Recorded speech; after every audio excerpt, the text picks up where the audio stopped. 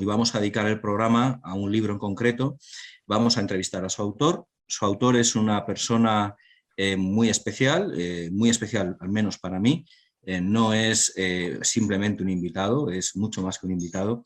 Es Fray Santiago Cantera Montenegro. Sobre todo hoy viene a hablarnos del último libro que ha publicado. Es un libro que me parece interesantísimo. Es un libro publicado por la editorial Secotia, titulado Luces de la Hispanidad, y que él, en su otra faceta, la faceta de historiador, porque él es doctor en Historia Medieval por la Universidad Complutense, es el autor, y esto a veces en su figura pública no es tan destacado, no se conoce tanto, es autor de una veintena de libros. Su tesis doctoral sobre los cartujos fue dirigida por alguien del prestigio, de Miguel Ángel Ladero, académico de la historia y figura muy reconocida en el medievalismo español. Como digo, Fray Santiago, además de su papel al frente del priorato de la Abadía de la Santa Cruz, que le ha hecho, como digo, una figura pública muy conocida, es también un grandísimo historiador, una figura intelectual que tiene mucho que decir, que es un auténtico lujo porque sale de lo que es el claustro para dirigirse al gran público. Por eso le agradezco muchísimo que haya sacado este rato para dialogar con nosotros sobre su libro. Bienvenido. Muchísimas gracias, Alejandro, y por el cariño que siempre me tienes, que es mutuo, ese afecto de esa amistad ya larga, vieja en el buen sentido, y muchas gracias también por invitarme a tener esta ocasión pues, para hablar de este libro reciente, Luces de la Hispanidad, y un saludo también a todos los oyentes, con todo mi afecto y agradecimiento hacia ti y hacia ellos. Muchísimas gracias y sin más preámbulos vamos a abordar el libro. Como digo, está lleno de partes interesantes. Desde luego, los que hemos seguido su obra y leído lo que ha escrito con gran atención, vemos que es un libro muy coherente con lo que son obras anteriores, donde recoge reflexiones, pensamientos manifestados en otras obras, pero donde aporta no solo ideas nuevas y datos nuevos, que al menos yo desconocía, sino en una visión que intenta integrar su reflexión ya de décadas sobre lo que es la idea de España y de lo hispánico con el concepto de hispanidad en América. Y por eso me ha parecido interesantísimo. De hecho, como saben nuestros oyentes, en el anterior programa también hablamos de la hispanidad y creo que este programa va a conectar muy bien con el anterior. Lo primero es una cita. Es costumbre de este programa, iniciada por su director, Domingo González, iniciar el programa con una cita y no quiero dejar de hacerlo. La cita de apertura de la introducción del libro me parece de una enorme belleza. De hecho, hay ciertos ecos de la defensa de la hispanidad de Ramiro Maeztu, ecos también de Menéndez Pelayo, y la voy a leer los dos primeros párrafos porque creo que dan muy bien la pauta de lo que es el libro. Dice Fray Santiago: Hispanoamérica está impresa de modo indeleble en el corazón de los españoles, amantes de la historia. España se volcó con América y hacia América, al igual que hacia otros territorios del ancho mundo que en su día descubrió, colonizó y evangelizó. Por su amplitud y extensión geográfica y temporal, la huella hispánica se plasmó y ha quedado impresa de un modo muy singular en lo que fue la América española. Lejos de una conquista meramente expansiva e impositiva de los propios estilos de vida, aniquilando los aborígenes en la población indígena o arrinconando a esta, como fue lo característico de otros procesos colonizadores de América o en otras partes del mundo, España se proyectó hacia América incorporándola a su monarquía católica, que por católica era cristiana y universal, y la abrazó con amor para dar a luz una realidad nueva y mestiza, hija de España y de las Américas, extendiendo hacia ellas la realidad ya antigua de las Españas y dando origen a otras nuevas Españas. Sin duda alguna, España era heredera del sentido universalista romano y lo había purificado y elevado con el sentido universalista cristiano. España llevó hacia América la cristiandad, esa misma cristiandad que por aquel entonces, en los siglos XVI y XVII, quebraba en Europa por la irrupción del protestantismo y del pensamiento de la modernidad, que pretendía construir un nuevo orden. Fin de la cita. Bien, es evidente que estamos ante un planteamiento de gran calado. A mí me ha encantado porque conectas de forma maravillosa todo lo que es el sentido universalista de la monarquía hispánica, romano-cristiano, con una forma de colonizar, o como se quiera llamar, o de cambiar la América que se encontró, que no es como en el caso, por ejemplo, anglosajón y en otros, ni segregacionista, está marcado el caso español por el mestizaje, ni genocida. Bien, este universalismo romano cristiano y esta forma de presencia de España en América, ¿cómo lo comentarías al hilo de esta introducción tuya al libro?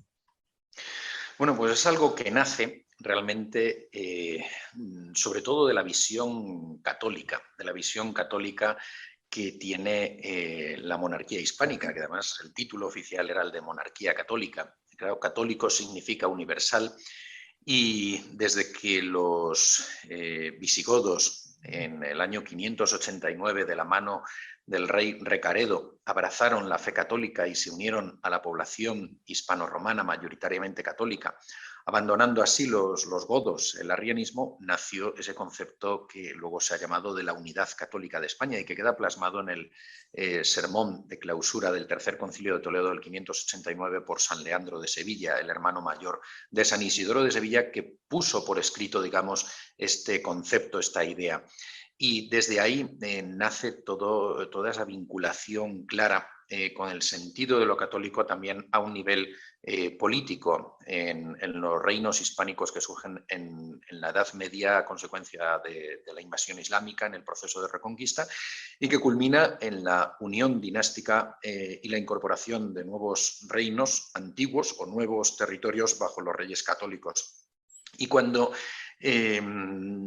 desde España se descubre un nuevo mundo, y al igual que sucede con Portugal también, reino hermano hispánico también, ambas coronas, la portuguesa y la de Castilla y Aragón unidas, la corona mayoritariamente hispánica y a la cual se incorporará incluso Portugal desde 1580 bajo Felipe II, por vía de herencia, hay esa dimensión evangelizadora, esa dimensión ampliamente evangelizadora de llevar la fe de Cristo, la salvación universal que Cristo ha traído para todos los hombres. Dios quiere que todos los hombres sean salvos, dice San Pablo, y Cristo ordenó: id y bautizad a todos los pueblos, bautizándolos en el nombre del Padre y del Hijo y del Espíritu Santo. Bueno, pues España tiene esa dimensión universalista, esa dimensión de llevar el Evangelio, de llevar la verdad católica, de llevar la redención de Cristo a todos los pueblos y de defenderla en otros ámbitos donde está siendo atacada, donde se está produciendo la ruptura de la vieja cristiandad por el peligro, sobre todo musulmán, de los turcos, y por otra parte el peligro de la ruptura protestante. En los siglos XVI y XVII habrá autores que hablen de España como el nuevo Israel y la nueva Roma. Hereda, por lo tanto, ese sentido del pueblo escogido por Dios para mantener viva en él la fe verdadera, en el Dios verdadero y del que nace, del que ha nacido ya el Mesías, Redentor universal, y el sentido universalista de Roma, que es un imperio que aspiraba a esa universalidad, integrando bajo las alas imperiales de Roma a tantos pueblos tan diversos de la tierra y acogiendo lo mejor de cada uno de ellos. Por eso hay autores que hablan en estos siglos XVI y XVII de España como el nuevo Israel y la nueva Roma, idea que recoge luego también Ramiro de Maeztu en la defensa de la hispanidad ya en el siglo XX. Al hilo de esto, y si te parece, vamos a ir desgranando capítulo a capítulo, porque creo que la obra está muy bien estructurada y es una secuencia de capítulos que tiene mucho sentido. Pues lo que vamos a hacer es ir viendo cómo vas desgranando esta concepción primera de una idea de hispanidad universal católico-romana. Lo vamos a ir viendo cómo se va traduciendo en los distintos capítulos del libro. El primero es el ideal hispánico. En él retomas algunas ideas de tu gran libro, España, Hispania, esa obra donde abordaste el concepto del nacimiento de España a la Edad Media, el nacimiento del concepto de España a la Edad Media. Pues bien, ahí abordaste esto en profundidad, es un libro que recomiendo a los oyentes. Pues bien, aquí introduces nuevos materiales, de hecho he visto citas sobre el concepto de España en la Edad Media y moderna nuevas, que no conocía, al menos yo no las recordaba, y y de alguna manera lo conectas con la idea universalista de hispanidad. Y me parece muy interesante porque de nuevo planteas algo que sé que a ti te ha preocupado desde siempre, que es la cuestión de un concepto de España que no es solo el territorial, que no es solo el estatalista y que tampoco es el nacionalista español del 19. Es decir, es plantear una idea de España, una identidad española que no es reduccionista ni a lo territorial, ni a lo estatal, ni a lo nacionalista. Y esto lo conectas de forma absolutamente, al menos a mi juicio, convincente, con el concepto de hispanidad. Por favor, ¿podrías intentar explicarnos qué has querido hacer en este primer capítulo sobre el ideal hispánico? Sí, es cierto que el libro es el producto de algún modo de la recopilación de 5 trabajos anteriores, alguno más extenso y alguno más breve, pero en la forma en que están expuestos, como tú señalabas, pues hay una conexión de todos ellos y ciertamente un hilo conductor, ¿no? Y en este primer capítulo lo que he querido es resaltar, decir, España va a llegar a América y va a hacer nuevas cristiandades, como decía Luis de Camoens en Os Lusíadas, el gran autor de la gran epopeya lusitana, de la gran epopeya portuguesa, dice que él concibe a españoles, al resto de los españoles, digamos, y a los portugueses como hispanos todos ellos, ¿no? Y dice que la labor de estos hispanos o españoles es hacer cristiandades justamente en un momento en que se rompe la cristiandad. Bueno, pues el primer capítulo lo que quiere es exponer cómo cuando España se proyecta hacia nuevos territorios a partir de finales del siglo XV y fundamentalmente durante el siglo XVI y siguientes, ¿qué concepto existe de España en ese momento de lo que son las Españas y cómo eso se proyecta hacia esos nuevos territorios? El ideal hispánico vengo a entender aquí como el concepto de España, cómo se ha ido elaborando sobre fundamentos romanos esencialmente, y desde el periodo visigótico y durante la Edad Media, durante los siglos claves de la Reconquista, que así lo han visto los grandes medievalistas, que son unos momentos clave de Sánchez Albornoz, Ladero Quesada, etc., como en la época de los reyes católicos y en los siglos XVI y XVII, en que España se expande hacia América y hacia nuevos territorios, ¿qué concepto hay de España? Y que son esas Españas diversas, unidas bajo una misma corona y bajo una misma fe. Es decir, hay la monarquía y la fe católica y una historia común, con todos unos elementos culturales comunes, una tradición común dentro de esa diversidad de cada uno de los reinos, condados, coronas que conforman las viejas Españas, es lo que se va a trasladar a esas nuevas Españas. De un modo especial, desde luego, va a ser la corona de Castilla, indudablemente, ¿no? Pero, y Portugal, por su parte, hacia el Brasil, pero reuniendo también todo ese concepto, digamos, federativo o confederativo de la corona de Aragón, que se plasma en la unión dinástica bajo los reyes católicos y que prosigue bajo los Austrias, bajo los reyes de la dinastía de Habsburgo. Entonces es cuando de esas viejas Españas nacen otras nuevas Españas y España se va a volcar hacia esos territorios con una proyección, llevando muchos de los modelos que se habían ido desarrollando en la Edad Media en España, como va a ser pues, la herencia de los repartimientos, va a ser inicialmente las encomiendas, por ejemplo, que luego se ajustarán, se regularán o incluso se suprimirán, o incluso las denominaciones de la isla de la Española. Hernán Cortés va a llamar al territorio de México, tanto de los aztecas como de otros pueblos rivales de los aztecas, la va a llamar la Nueva España, y se lo explica además al emperador Carlos I, que lo hace porque le recuerda y tiene ese recuerdo de España y le recuerda a la vieja España los nombres de las ciudades que van a crear, que van a fundar los españoles, van a ser nombres de santos, nombres de Cristo y de la Virgen o nombres que recuerdan, que rememoran a las ciudades de procedencia de muchos de los conquistadores o de los territorios de los conquistadores. Entonces esas viejas Españas se proyectan hacia esas nuevas Españas. Este es un concepto, el de España en plural, que es muy hermoso, viene de época romana, esa Hispania Citerior y esa Hispania Ulterior, las dos primeras provincias españolas, bajo Roma, que luego se expanden, se van creando otras más, primero 3, luego 5, y durante la Edad Media se mantiene este concepto de España o las Españas,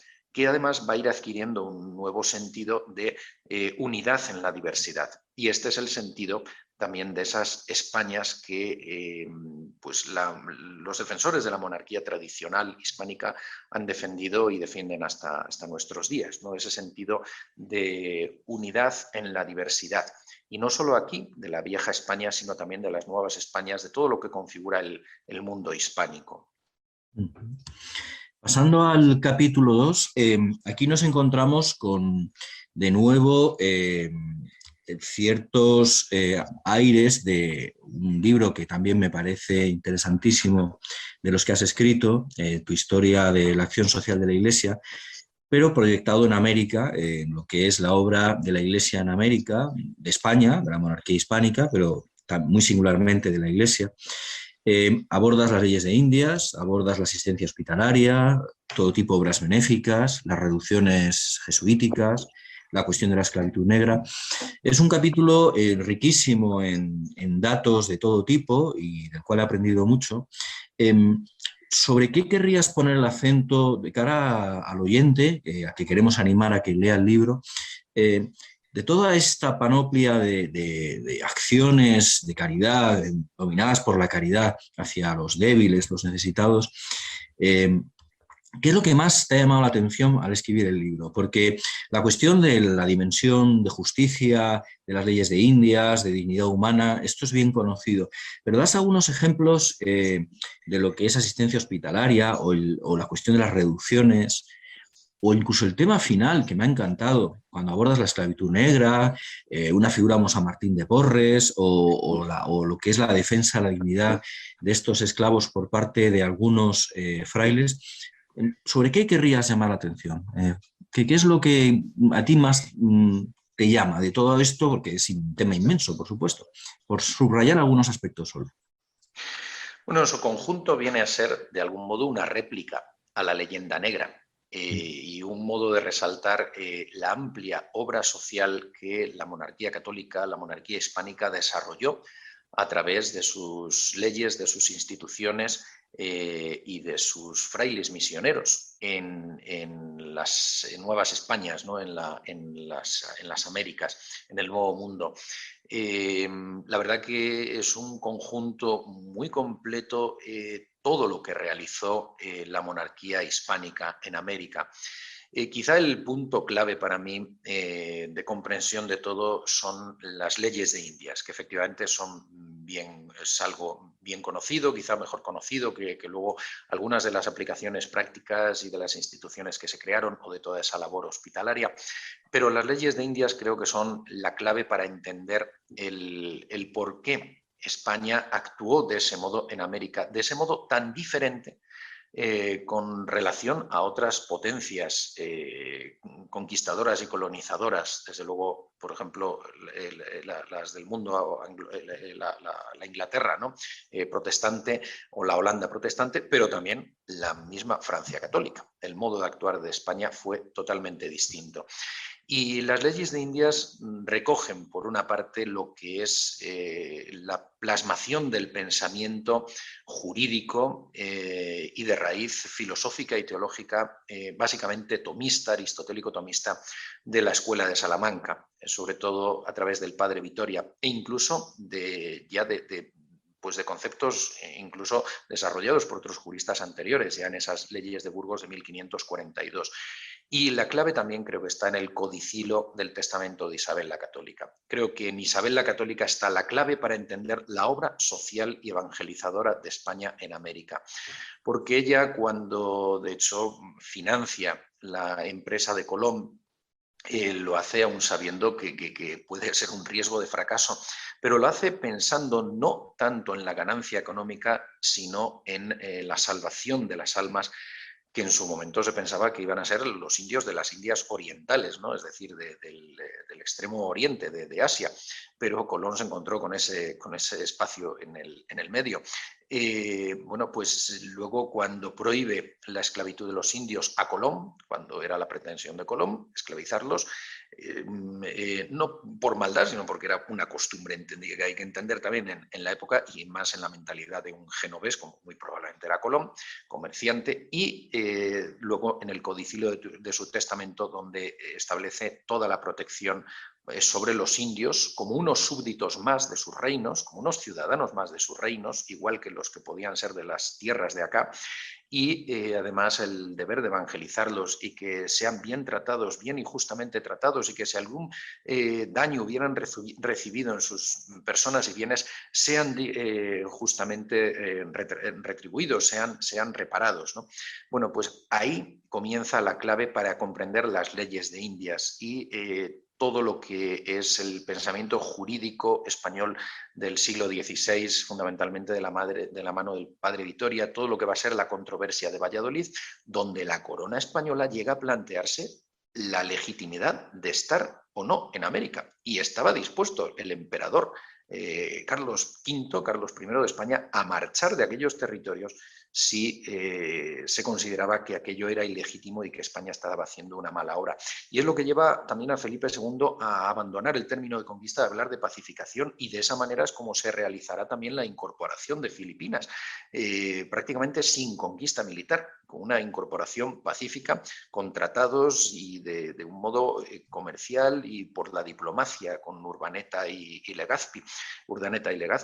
Bueno, pues todo esto se plasma ahí. Y a partir de las leyes de Indias se van a dar unas disposiciones de justicia, unas disposiciones de protección de los indios, unas disposiciones que establecen la creación de instituciones de protección a los indios, la propia figura del protector universal de indios, cuyo primer titular va a ser nada menos que Las Casas, el padre de Las Casas, nombrado por Cisneros, quien se vuelca mucho en América, ¿no? Y a partir de ahí, pues es fácilmente comprensible toda la labor hospitalaria, toda la labor de creación de instituciones sociales, como son las cajas de comunidad, que son pues como una especie de cooperativas y cajas de ahorros que van incluso a financiar algunas de las deudas de Felipe II, lo cual refleja la potencia que tuvieron estas cajas de comunidad de indios, que eran de indios.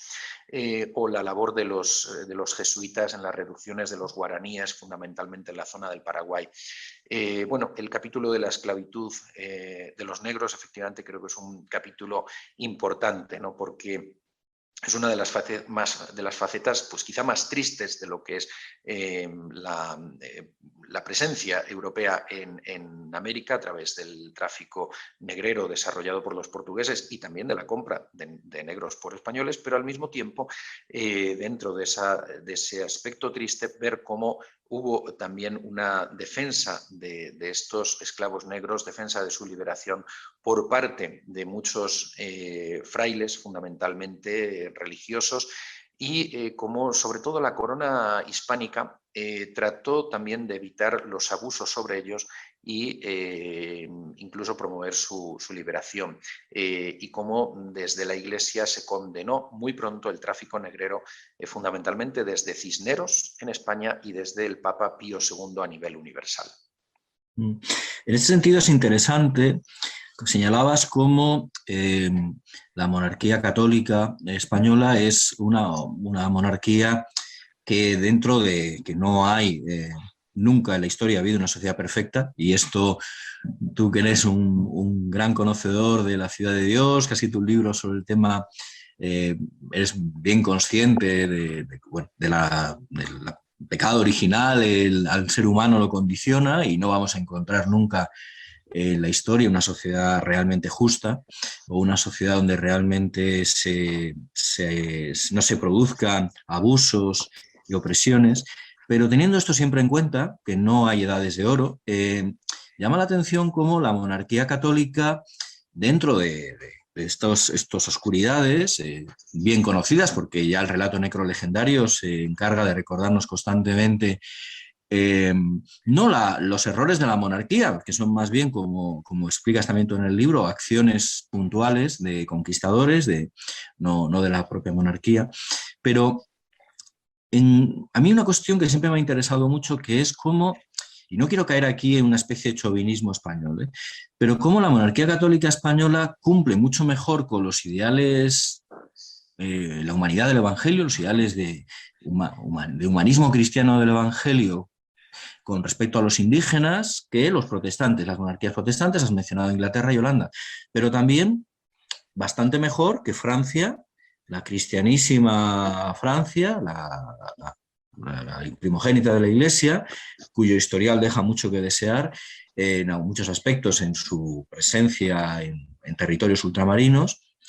Véase, por ejemplo, el Canadá francés o su presencia en el Caribe, en fin, esto es algo que no nos llevaría muy lejos, pero incluso Portugal es llamativo, y de algo hablas tú en el libro también, como las reducciones jesuíticas que tienen la protección de la corona se enfrentan al problema de los negreros portugueses, de los esclavistas portugueses del Brasil.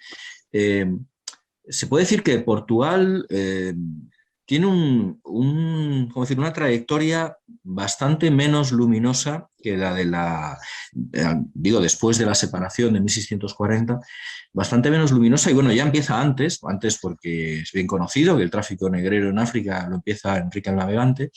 El primer desembarco de esclavos negros lo hacen los portugueses en el siglo XV, a pesar de las condenas que has mencionado de Pío II del tráfico negrero de la Iglesia, se hacen oídos sordos. Es llamativo esto. ¿Hay alguna explicación a por qué en Portugal no se vivió de esta forma como sí pasó en España, la conciencia de que esto no estaba bien, de alguna manera, a pesar de que evidentemente hubo compradores españoles de afroamericanos, o sea, esto es evidente y aquí nadie está limpio, pero parece, y no quiero, vuelvo a insistir, no quiero que han hecho vinismos, pero parece que la trayectoria de la monarquía española es como menos oscura que la de Francia y Portugal, siendo católicos también Francia y Portugal. Sí, sí, indudablemente. No es cuestión de chauvinismo, es una cuestión, yo creo que de objetividad histórica. Es así, ¿no? Llama la atención no solo con el caso de Francia, sino efectivamente con el caso del mismo Portugal, que también es un reino hispánico, ¿no? Como se concebía en la Edad Media y en la Edad Moderna. Incluso en el siglo XVI, el arzobispo de Braga seguía reivindicando el título de primado de España. O sea que en Portugal estaba el concepto este, y lo hemos dicho antes con Camões. Bueno, yo creo que quizá hay dos factores fundamentales, creo, para poder entenderlo, ¿no? Dos o tres, quizá añadiendo uno más, ¿no? Uno sería de tipo, nacería más del tiempo del pensamiento filosófico religioso, y el otro de la experiencia social de siglos. Uno, bueno, quizá el que ha añadido, el que quisiera añadir quizá como primero, y el primero de los tres, es el de la reina Isabel la Católica. Yo creo que Isabel la Católica, y además ella también pues quizá de la mano de otros grandes consejeros del momento, como un Hernando de Talavera, un Francisco de Cisneros, un Diego de Deza, ella es una reina que realmente es una reina santa, ¿no? Y quiera Dios que la veamos en los altares lo más pronto posible. Ella, como decíamos antes, imprime esa dimensión fundamental a la conquista española de respeto hacia el indio, que luego lo cumplirán mejor o peor los conquistadores y algunos de los españoles que estén allí, pero imprime esa dimensión fundamental que se va a plasmar en las leyes. Y que si no se cumplen las leyes, en ocasiones saben aquellos que las incumplen que se exponen al castigo de la justicia, porque la justicia se aplica. Y de hecho el mismo Hernán Cortés, gran defensor de los indios, en alguna ocasión va a perder algún juicio frente a los indios porque había cogido agua propias tierras, bueno, pues la justicia le da la razón a los indios, por cuyas tierras habían dejado pasar esas aguas, y castiga a Cortés a deshacer esa conducción que había hecho. Bueno, pues la justicia está ahí.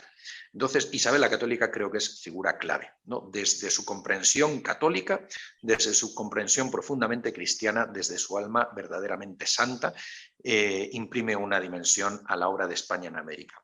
En segundo lugar, decía una dimensión, un factor que nace del pensamiento, que también hemos aludido al hablar del mismo Fray Diego de Deza, lo menciono de algún modo, y al hablar del Padre Vitoria, la Escuela de Salamanca, todo lo que es el pensamiento tomista, fundamentalmente tomista, que resalta el valor de la ley natural, la dignidad de la persona humana, de fundamento metafísico y esa dimensión sagrada, trascendente de la persona que es merecedora del respeto. No solo desde el ámbito de la fe, sino también desde el ámbito de una ley natural inscrita por Dios en el corazón de todos los hombres y que por la razón se puede conocer. Es decir, hay una argumentación filosófica y teológica al mismo tiempo de esa dignidad humana, y eso es lo que se va a plasmar en el triunfo de la línea vitoriana, digamos, o más acorde con Vitoria, en la controversia o el debate de Valladolid y en las leyes de Indias. Y esto va a impregnar una dimensión fundamental en cómo España haga su labor de incorporación de los territorios, no solo de América, sino también de otros territorios de África, de Asia, Oceanía, pues fundamentalmente Filipinas. Y la tercera dimensión, el tercer elemento, es un elemento, yo creo, de origen social, ¿no? Digo, Isabel la Católica, un elemento claramente personal por su fe católica, un elemento que nace del pensamiento aristotélico tomista, más tomista que aristotélico incluso, cristiano profundamente, ¿no? Y un tercer aspecto que es el social, la experiencia social de siglos, de convivencia o coexistencia con los musulmanes. A veces se ha exagerado esto de la convivencia, las tres culturas, etcétera, pero, y en otras ocasiones hablamos más de una coexistencia que a veces es más verdadero. Pero es cierto que así como Portugal termina su reconquista muy pronto, o más pronto, que lo que es la corona de Castilla y la corona de Aragón, sobre todo la corona de Castilla fundamentalmente, que termina más tarde y va a ser la corona de Castilla la que fundamentalmente desarrolle su obra en la América española, hay una experiencia de convivencia o coexistencia con los musulmanes.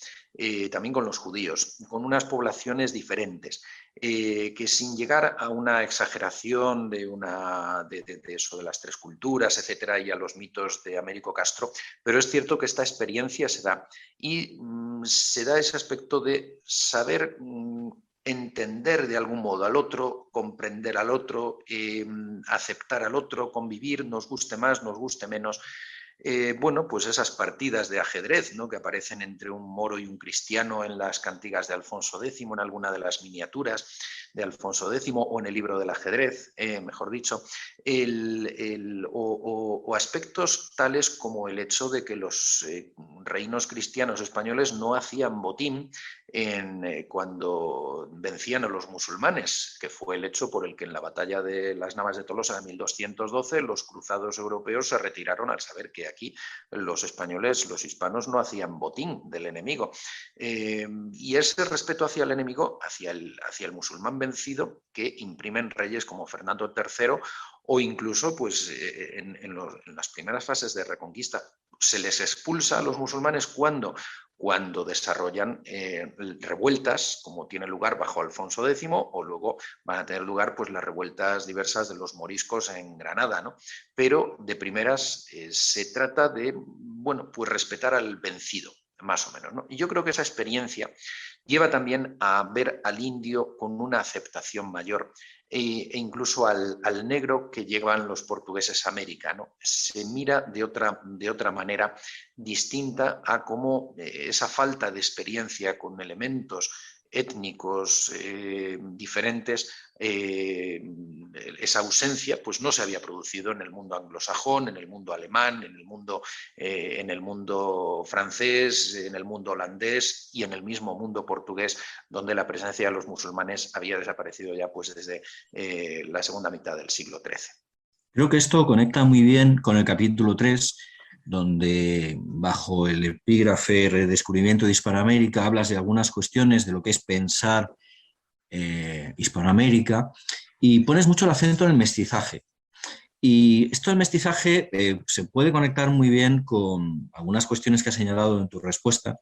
Me estoy acordando de, por ejemplo, cuando Lucas de Tuy y Rodrigo Jiménez de Rada relatan este episodio que has mencionado, cómo los cruzados ultramarinos desertan y solo se quedan de los 70.000 que se supone que había, aunque Sabemos que las crónicas medievales exageran las cifras, pero bueno, de los 70.000 francos que se supone que había, solo se quedan 300, el resto abandona y uno de los dos cronistas menciona que se debió, como has dicho muy bien, a la negativa de Alfonso VIII a depredar, incluso a esclavizar a los prisioneros musulmanes.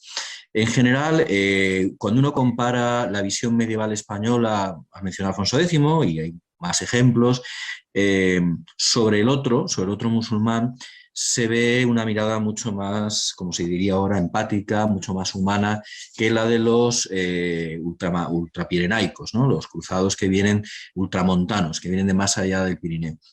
Y esto se ve también en el diferente mirada en América hacia ese otro indígena y en esta cuestión del mestizaje. Dices y comentas muchísimas, ¿cómo decirlo?, variantes de lo que es el mestizaje cultural, étnico.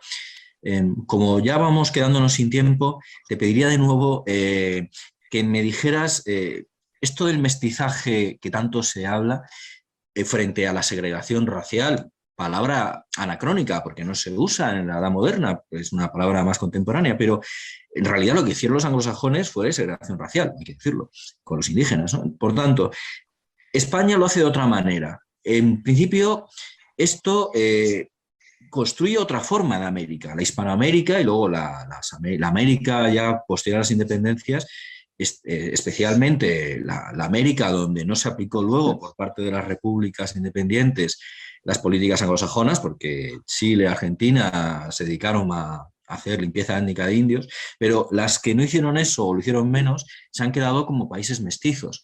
Y esto es un legado español, ¿no? O sea, ¿qué tiene esto que ver, este mestizaje, con la forma concreta y específica de España de estar en América?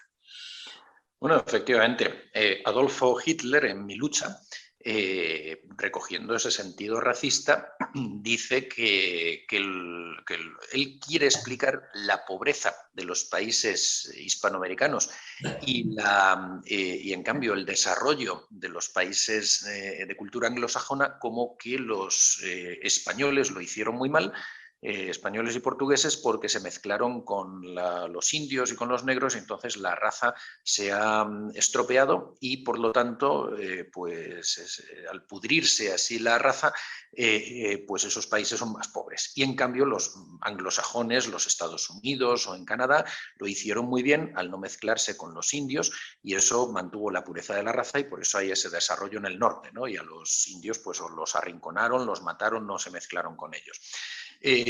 Bueno, es una visión simplista, desde luego, y que no explica realmente el desarrollo o no desarrollo de esos territorios. Desde luego la obra de España ha sido el mestizaje, y los portugueses también, sobre todo con los negros de Brasil. Finalmente, pues bueno, Brasil es un país también mestizo, fundamentalmente de población negra, ¿no? Negra y blanca, ¿no? Pero desde luego los españoles lo promovieron, lo promovió Hernán Cortés en cuanto llegó a Nueva España, a México. Lo primero que trató de promover fue la mezcla con el elemento indígena, los matrimonios mixtos, a casar a sus caballeros, a sus hidalgos, a sus guerreros con indias. Y lo mismo hizo también Pizarro en Perú, se hizo en todos los territorios. ¿Por qué? Pues por esa idea de incorporarlos, de considerarlos realmente hijos de Dios, y de incorporarlos a la nueva realidad que se iba gestando. Y ese mestizaje, esa raza cósmica que llamaba el filósofo mexicano Vasconcelos, José Vasconcelos, además no solo se produce en el aspecto étnico, sino también en el aspecto cultural, si bien evidentemente predominando el aspecto hispánico, sobre todo en lo que es llevar la fe, pero se incorporan también a la vivencia de la fe, al arte, a la música, a la lengua, numerosos elementos procedentes de lo indio, y se produce ese mestizaje. Se elaboran cantos religiosos en lenguas, en náhuatl, en quechua, por ejemplo. El quechua se expande más bajo los misioneros españoles para difundir el Evangelio. Se elaboran las primeras gramáticas y diccionarios de lenguas indias, catecismos en la lengua de ellos. Bueno, son formas de incorporación de un mestizaje que no solo es étnico, sino también cultural. Un representante de ambos, del étnico y del cultural, yo creo que es, por ejemplo, quizá una de las figuras más destacadas es el Inca Garcilaso de la Vega, ¿no? de limeño. Él se enorgullece de ser descendiente de la dinastía real incaica y descendiente al mismo tiempo de españoles, y de unir en su sangre ambas sangres y unir en su persona ambas culturas, bajo la fe católica que las aúna.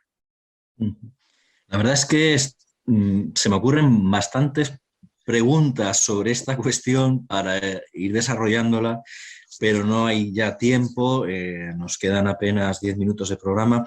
Vamos a abordar el capítulo cuarto y el quinto de otra manera, dado que empiezo a tener problemas con el tiempo. Quería plantear del cuarto y el quinto preguntas más concretas, porque he de elegir en qué centrarme, ¿no? Entonces, capítulo cuarto, abordas la cuestión que yo desconocía por completo, he de reconocer mi ignorancia total al respecto. Abordas la cuestión que me parece que al lector español le va a interesar mucho, quizá al lector americano lo conozca más, pero desde luego al lector español medio esto le va a sonar nuevo, que es la cuestión del santuario benedictino de Esquipulas, que no sé si lo estoy pronunciando bien, ¿no? ¿Esquipulas o Esquipulas? Esquipulas. Bien, esto bueno, es un... de las dos maneras lo he escuchado yo. Bueno, pues vamos a vernos con Esquipulas. Pues este santuario es un santuario benedictino en Guatemala, que por lo visto es conocido como la capital centroamericana de la fe, porque es un lugar de peregrinación desde la época española, porque hay allí una imagen del Santo Cristo de Esquipulas, un Jesús crucificado, también llamado el Cristo Negro. Quiere decir que yo no lo conocía. Me metí en Google después de leer el libro y vi que es una figura bellísima. Recomiendo al oyente que busque Cristo Negro de Esquipulas en Google. Es de una talla, de una belleza enorme. Por lo visto, genera una enorme devoción y es un sitio de peregrinación fundamental en Centroamérica. Por favor, cuéntanos brevemente la historia de este santuario, de este centro de peregrinaciones. Sí, bueno, en primer lugar, el problema del tiempo no es tanto tuyo como mío, que me tiendo a enrollar mucho. O sea, la culpa es mía. El Santo Cristo de Esquipulas, bueno, es hoy una basílica administrada, regida por los benedictinos desde los años 50 del siglo XX, pero con una tradición mucho anterior. Para mí me tiene un vínculo especial por pertenecer a mi orden. He tenido un contacto estrecho con la comunidad de Esquipulas y tenemos un afecto mutuo entre las dos abadías, la de la Santa Cruz del Valle y la de Esquipulas. Pero el santuario nace antes, a partir de la devoción a una imagen del Santo Cristo de Esquipulas, el Cristo Negro, llamado así, no porque fuera originariamente de color negro, sino porque por las teas, por las antorchas, las velas de los fieles, pues ha ido adquiriendo ese color negruzco, y es un ejemplo del mestizaje cultural y religioso hispanoamericano, ¿no? Una talla propia del estilo de la imaginería española de los siglos XVI y XVII, pero con una profunda veneración de los pueblos indios que le dan, indios y mestizos que le dan, lo veneran pues de sus maneras, con sus cantos, con su devoción popular propia. Un santuario que ha ido surgiendo de siglos atrás. En el siglo XVIII se construye el edificio actual, ha resistido terremotos, etc. Y aúna peregrinaciones no solo de Guatemala, donde está enclavado, sino también de todo el entorno centroamericano, incluso de México, donde además se han firmado tratados de paz para algunos de los conflictos recientes, de los conflictos civiles del siglo XX, de finales del siglo XX. Ha sido un lugar de paz, como es propio también de la orden benedictina, y un lugar que es conocido efectivamente como la capital centroamericana de la fe. Y creo que es un enclave importante y tiene una dimensión importante en constituir católico frente al desarrollo de las sectas, tanto protestantes como de otros estilos, que se difunden desde los Estados Unidos ampliamente en el mundo hispanoamericano y que amenazan, este fenómeno de las sectas amenaza con romper la catolicidad y la hispanidad del mundo hispanoamericano. Por eso creo que ahí la relevancia que sigue teniendo Esquipulas como capital centroamericana de la fe, como baluarte de la fe católica frente, sobre todo hoy día, al peligro de las sectas. Bueno, vamos a concluir y la verdad es que seguiríamos hablando, pero vamos a cerrar y espero que esto no sea tu última intervención en este programa, querido amigo. Espero que volvamos a tenerte, pero lamentablemente hay que terminar. Una última pregunta. El último capítulo aborda el catolicismo social en la América posterior a las independencias. Es un tema interesantísimo. Podríamos hacer un programa solo sobre catolicismo social en América, pero bueno, quizá en otra ocasión. Voy a elegir de todos los personajes interesantes que abordas, la obra de católicos en cuanto a obra social, justicia social, lucha por la justicia. Me quedo con una, quizá porque es la que yo más conozco. Yo he estado 3 veces en Chile y allí conocí el legado inmenso de San Alberto Hurtado. Me parece un santo extraordinario que en España no recibe suficiente reconocimiento y por eso creo que de cara al oyente español, sobre todo a los oyentes de este lado del océano, los que nos oyen desde el otro lado del océano seguro lo conocen más, por favor, háblanos algo de por qué era tan especial San Alberto Hurtado. Bueno, San Alberto Hurtado, el padre Hurtado, como es conocido y querido en Chile, un jesuita de la primera mitad del siglo XX, que muere en 1952, si no fallo ahora en el año, fue un verdadero apóstol de la acción católica, participó en la actividad política en su momento y sobre todo ha sido un gran apóstol social y del sindicalismo fundamentalmente católico, pero tratando de acoger a formar sindicalistas a través de lo que fue la acción sindical chilena, la SIC. Y sobre todo su gran obra fue el Hogar de Cristo, para acoger a los más pobres de los pobres, un poco como Santa Teresa de Calcuta en la India. El padre Hurtado quiso acoger a los más pobres de los pobres, de los mendigos, de los desheredados, de niños abandonados, acogiéndolos en lo que fue el Hogar de Cristo, que para todos ellos hubiera un lugar de acogida, ¿no? Y esto es la obra que fundamentalmente prosigue hoy día. Es un autor, además de diversas obras, una de ellas que impactó mucho, se llamaba ¿Es Chile un país católico? Lo hacía de forma interrogativa, planteando cómo la secularización avanzaba en su patria. Él estuvo en España, en Bélgica, fundamentalmente se formó en Bélgica, con los jesuitas de Bélgica, y allí adquirió pues, buena parte de su formación en la doctrina social de la Iglesia y en la labor de los jesuitas en el ámbito del catolicismo social, y lo plasmó en América. Y además es autor de otras muchas obras, y de cursos, de ejercicios espirituales. Es autor de obras pedagógicas, un auténtico pedagogo muy interesante para comprender lo que es la mente del niño, la mente del adolescente. Uno de los temas quizá más interesantes que aborda es todo lo que supone la crisis de la adolescencia y cómo proceder pedagógicamente con los adolescentes.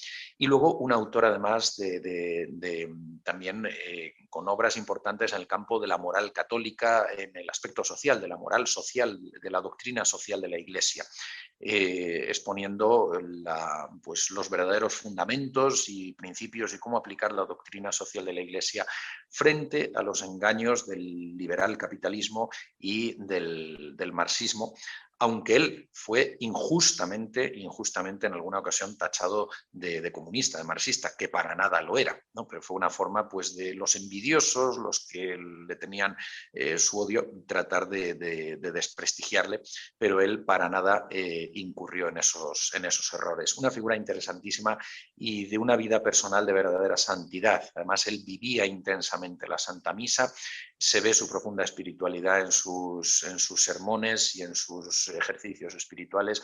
Una figura profundamente interesante. En Chile hay otra gran santa también, en este caso puramente contemplativa, jovencita, que fue Santa Teresa de los Andes, carmelita descalza, que murió profesando, haciendo los votos in articulo mortis, ya cuando en su enfermedad previa a la muerte. La verdad es que, bueno, en tu libro hablas de otros muchos otros apóstoles sociales, apóstoles del catolicismo social, y bueno, el lector que nos oye seguro que va a comprar tu libro, lo va a leer. Hay también un apéndice interesantísimo sobre lo que es el patrocinio mariano de las naciones hispanoamericanas. Bueno, hay que decir que el libro lo has dedicado a la Virgen de Guadalupe, y ese apéndice es también muy interesante para conocer lo que es las advocaciones marianas y todo el papel de la devoción mariana en las naciones hispanoamericanas. Bien, con todo el dolor en mi corazón tenemos que dar por terminado este programa. Lo dicho, esta es tu casa, aquí serás siempre bienvenido. Espero que volvamos a tener ocasión de hablar sobre futuros libros o sobre alguna cuestión de libros anteriores. A mí me gustaría hacer algún día un programa contigo sobre el monacato benedictino. Ya sabes que es un tema que a mí me apasiona y sobre el cual tú puedes enseñar mucho. Y bueno, hasta la próxima, querido amigo. Muchísimas gracias por aceptar esta invitación. Muchísimas gracias, Alejandro, a ti de verdad, de corazón.